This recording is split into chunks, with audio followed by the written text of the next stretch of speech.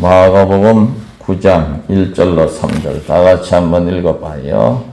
또 그들에게 이르시되 내가 진실로 너희에게 이르노니 여기 서 있는 사람 중에는 죽기 전에 하나님의 나라가 권능으로 임하는 것을 볼 자들도 있느니라 하시니라. 엿새 후에 예수께서 베드로와 야고보와 요한을 내리시고 따로 높은 산에 올라가셨더니 그들 앞에서 변형되사 그 옷이 광채가 나며 세상에서 빨래하는 자가 그렇게 희게 할 수 없을 만큼 매우 희어졌더라. 아멘. 하나님 아버지, 이 시간 저희들에게 주시는 말씀이 잘 깨달아지고 큰 은혜 되게 하여 주시옵소서. 성령께서 말씀에 조명해 주시기를 바라옵고 예수님 이름으로 기도하옵나이다. 아멘.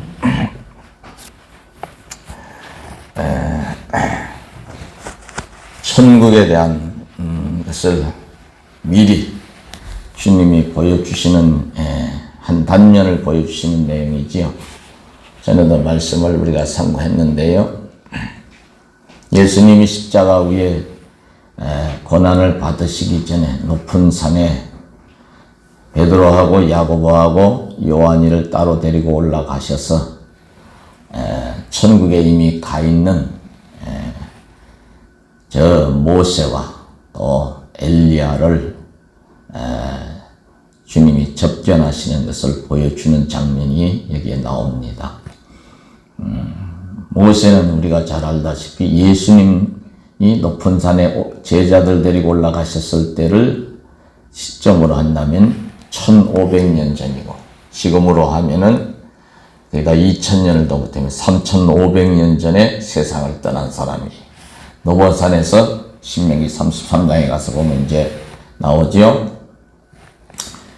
32장서부터 예고가 되면서 죽어서 하나님 품으로 돌아간 사람이고 엘리야는 그보다 훨씬 후대 사람인데 예수님 모시기 800년 전, 지금으로부터 2800년 전 사람이에요.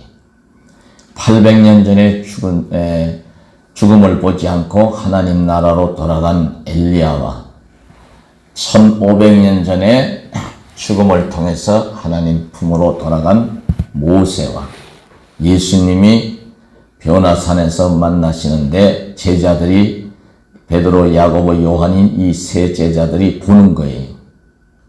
근데 그 장면, 그 극적인 그야말로 기절 초풍할 장면을 주님이 보여주시는 이유가 뭘까?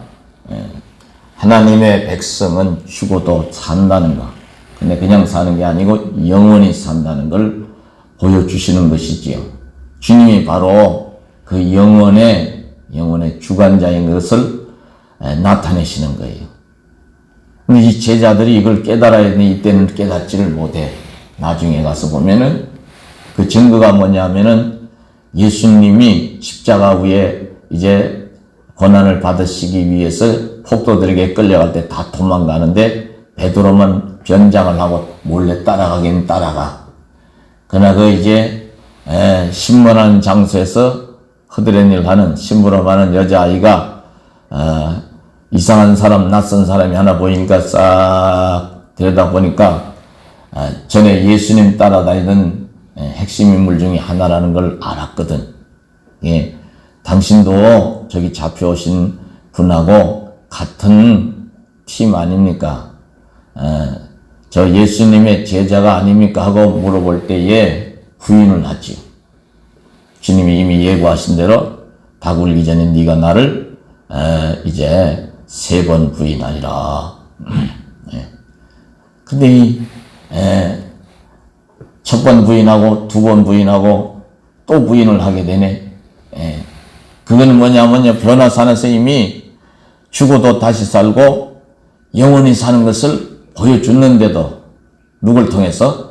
모세와 엘리야를 통해서. 그것도 1500년 전 사람과 800년 전의 인물들, 자기들이 잘 알고 있는 인물들을 통해서 보여주셨는데도 막상 현실의 시련 앞에서 믿음이 흔들린 거예요.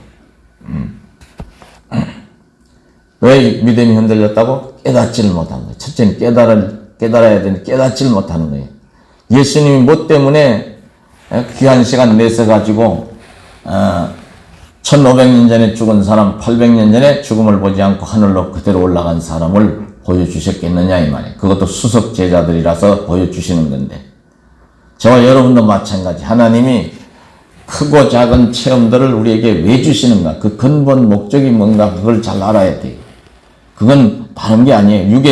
육의 삶에도 우리가 믿음을 가지고 살라는 뜻이 있지만요, 그보다 더 중요한 목적이 있으신 거예요. 그게 무슨 얘기냐 하면은, 하나님의 나라가 확실히 우리 앞에 놓여 있고, 우리는 그 하나님 나라에 더 넉넉하게 들어가서 영원의 복록을 누릴 수 있다는 그런 확신, 그런 믿음을 끝까지 가지고 살게 하시기 위해서 이 땅에서 기도하는 것도 응답 주시고, 또 말씀을 통해서 자꾸 은혜를 받게 하시고, 또 성령의 감동을 통해서 영적인 체험도 이제 가끔씩이지만 하게 하시는 줄로 아시기를 바랍니다.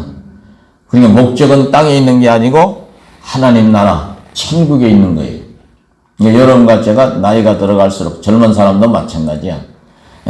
나이가 들어갈수록 천국에 대한 확신을 더 굳혀가야 돼.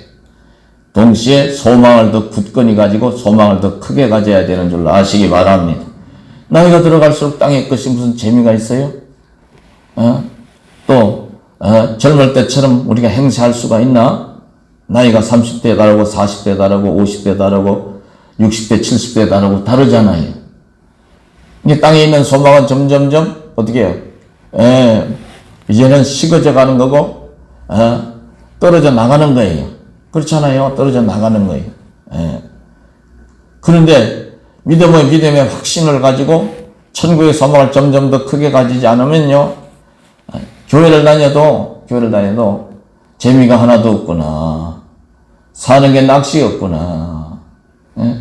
축 처지고, 그보다 더 큰 문제가 몸에 조금씩 이제 여러 가지 뜻대로 안 되는 일들이 일어나죠. 날씨만 좀 달라져도 감기가 걸리기가 쉽고, 조금만 무리하면 몸에 몸살이 오기도 하고. 그러면 천국의 확신이 있고 천국의 소망을 더 크게 가지는 사람들은, 아이고, 이제 나도 이 무거운 짐 벗어놓고 하나님 나라 들어갈 때가 다가오는 모양이다. 할렐루야네. 이렇게 나가지만요,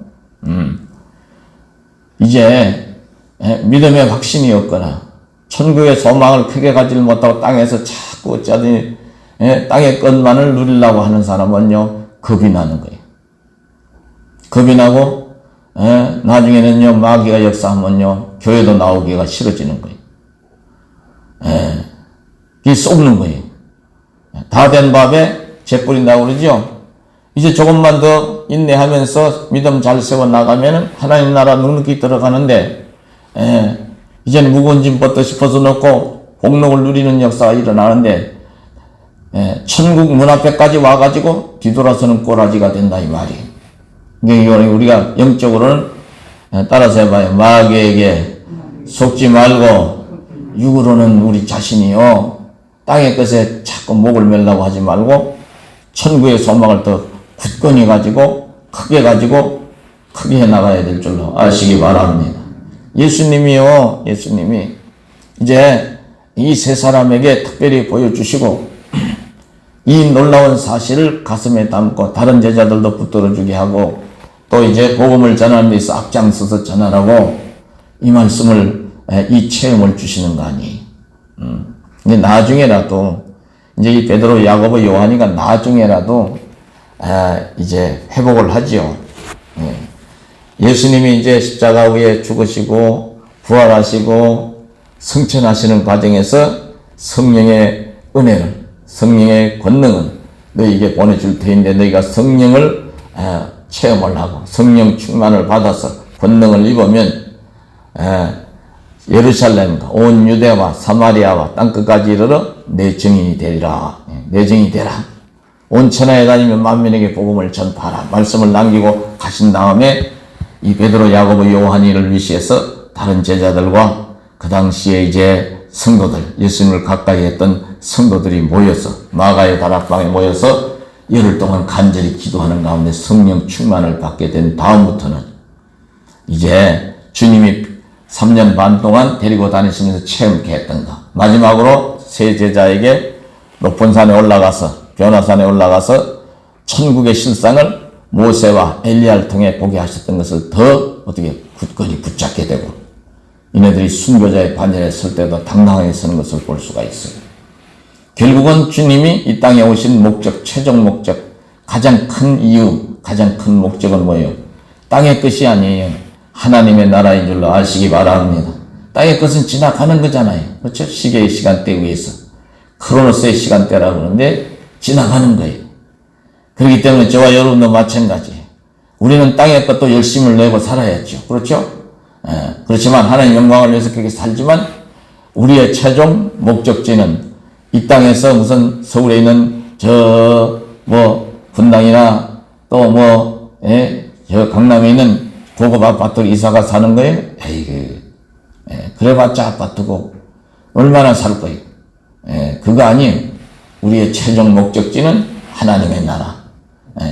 우리 손으로 짓지 아니하는 주님이 예비하신 저 천국에 들어가서 사람의 머리는 이해가 안 가지만 영원히 사는데 아픈 것이 있다고 그래요? 없다고 그래요? 없어. 이별이 없어. 슬픔이 없어. 힘들게 우리는 하루하루 여기서 직장생활 하시는 분들 얼마나 힘들어요. 저도 직장생활을 해봐서 너무 잘 알아요.